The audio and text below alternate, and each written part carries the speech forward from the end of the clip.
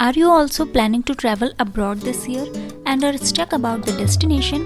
So nowadays this Southeast Asian country is being very popular to travel from India, that is Vietnam.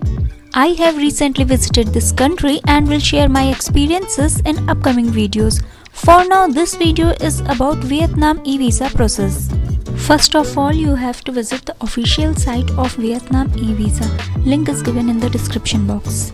Through the link you will reach on this page. Here you will see the steps of applying the visa. Click on the confirmation, then click next. So in the first step, you have to select your photo from gallery and scanned copy of your passport. After that, fill your personal information like name, date of birth, address, passport details, etc.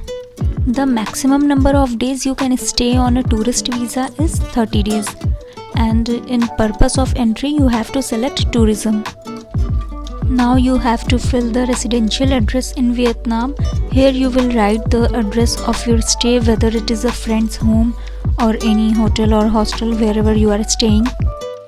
Now select your date of travel, maximum for 30 days. Select your entry and exit checkpoint, write CAPTCHA and review the application form. After reviewing the form, the final step is payment. The fees of Vietnam e-visa is $25. Click on I agree and pay e-visa fees. Now read all the regulations very carefully. Click on agree and continue. You will get the order number.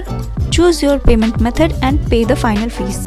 So this was the simple process of filling Vietnam e-visa one-page form. I hope it may help you. So we will meet soon in Vietnam series with lots of fun and joy. Till then, bye bye, take care and Happy New Year.